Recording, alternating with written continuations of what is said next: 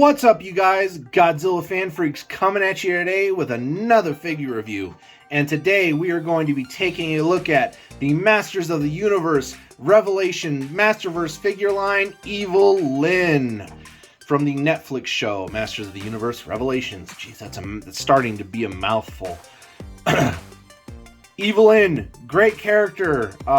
Definitely has a bigger role to play in Revelations. If you haven't seen it yet, I won't spoil it. Go watch it for yourself. I have mixed feelings on Revelation. It kind of goes up and down with me. I want to say there's a little bit more that I don't like about it than I do like, but I do like the figure line that we're getting. I'm not getting all the figures, but I'm definitely getting the figures I want and that I really like, and Evil Lynn was one of them. I wanted an Evil Lynn to go with the Skeletor. So, that was pretty much my selling point. Again, I don't have her other accessories out here. She came with like a little bag. She came with a shorter version of her staff. She came with another head sculpt to where she has like a very white hair instead of the helmet coming down. Again, all my accessories are put in a bin somewhere, and I just really didn't feel like digging them out. That's just me being lazy, so forgive me for that. I'm still going to do a figure review nonetheless on the base figure. So again, sorry for the lack of accessories. Anyway, you guys, let's just dive straight on into this figure. And let's go over paint applications. Let me get her staff out of the way. We will talk about that in a little bit.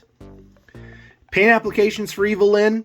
And look at her. She's like, whoa! She's ready to go. Paint applications. Sorry, got sidetracked there. Having too much fun. I don't play with my toys, but I do. Sometimes I do. Sometimes I do get bored and I have fun.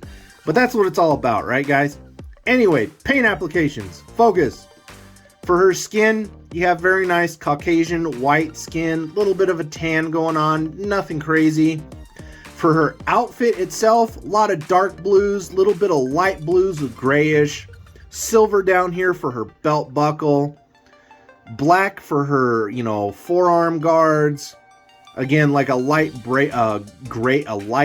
grayish blue for her crown, head crest up here, all the way around. A little bit more of a, bluish color for the fur. Boots and legs and everything down here, along with the belt, are all like a very nice black. Look very, very well done. No bit of slop on this figure as far as paint. The paint is actually very crisp, very clean. Moving on to the face. She's got very glossy red lips. Her eyes are white and blue with little speck of black pupil right in the middle. She's got a little bit of eyeshadow going on with blue. And of course, she's got eyeliner on too. Eyebrows, I think they're like brown or black. I don't know, but they're glossy. Almost everything in her face, from her lips to her eyes to her eyebrows, are a very glossy. You can see the shine. It's a very glossy paint, but it looks good nonetheless. Like, this is a really good looking Evil Lynn. Not gonna lie. Moving on to detail. Detail. All kinds of stuff going on. You got a very nice skull here in her head crown crest. The crest itself, you got these studs going on. Very nice points. Front and back. Again, face, very nicely sculpted, detailed. Nose, lips, eyes, everything looks good. Detail on her outfit here for the fur. Very nicely well done. Arms, a little bit muscular, nothing crazy. The women weren't as muscle heavy as the men, but still, you can definitely see muscle tone in her shoulders, biceps. Not really so much the forearms, because the forearms are covered up by these like armor hand pieces. And those have a little bit of line detailing in them that you can slightly see. Lines and details in her outfit here. You can kind of see some detailing. Get her hand out of the way there. You can definitely see some detailing going on there. You got her belt, a little loop here that her staff, her shorter version of her staff, can loop through. I guess you could loop the bigger version, but it would probably look weird. Pants and boots, pretty basic, nothing crazy going on. You got the boots that fold over at the top here, and they have these little slits. Nothing crazy going on. But there is texture detailed. You can kind of see it on camera. There is texture detailed into her clothing. So even though it's a rubber, it does give it that like cloth detail, which is really nice. Even got some wrinkles up here on her backside. Overall, really decent detail. Articulation, move on to that next. Articulation, Evil Lynn can look up, she can look down, she can look left and right. You can get some head tilt action out of her. And of course, you know, you could rotate that all the way around if you want. Her arms at the shoulders can bend outward, even a little upward. And then of course back down. You can rotate them forward, backward. She does have a bicep swivel as well, so you get nice range of movement out of that. Double jointed elbows, and just because her arms are very lean and skinny, you get a very, very good bend out of them for sure.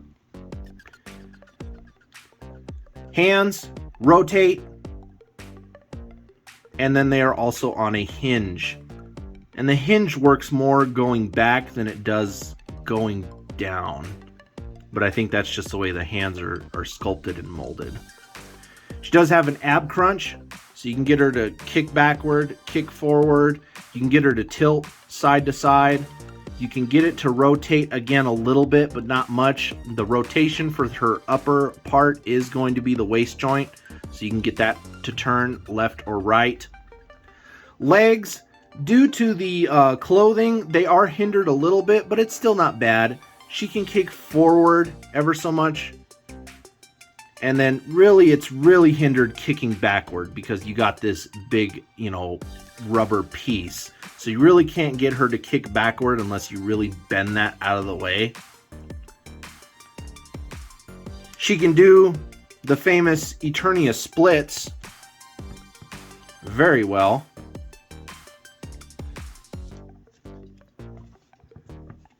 She does have a cut at the thigh, so you can rotate at the thigh. As you can see there, there's that cut, and you can rotate it. Double jointed knees, and due to her legs being more lean than the men's, you get a much farther bend out of them for sure. Like, you know, that it's hard to showcase with her clothing, but you get a very nice bend out of the knees. She does have boot cuts as well, so you can rotate those boots.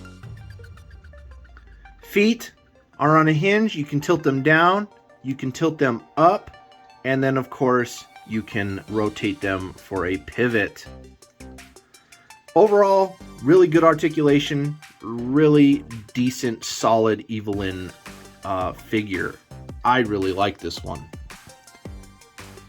I only have two Evil Lynns in my collection. I have the Origins and I have this one, and I want to say I like this one a lot more. And mainly because I really dig her accessory. Let's go over that next. Very nice matte silver throughout. And actually, it looks like my cat actually got a hold of this at one point when she fell off Snake Mountain and was chewing on this.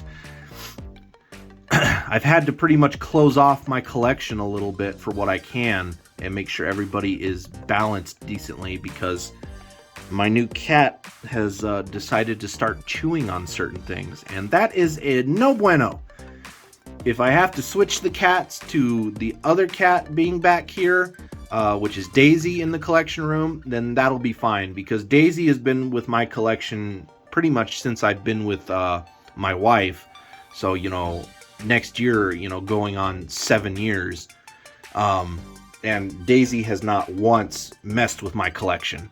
So I think I might have to take that into consideration, especially if Fred wants to continue knocking stuff over and then chewing on it. That is no good. No good. But very nice matte silver throughout the staff.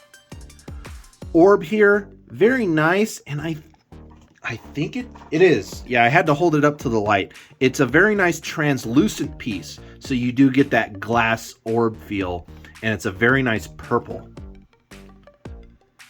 Claws and everything that wrap around it, all the detail looks great.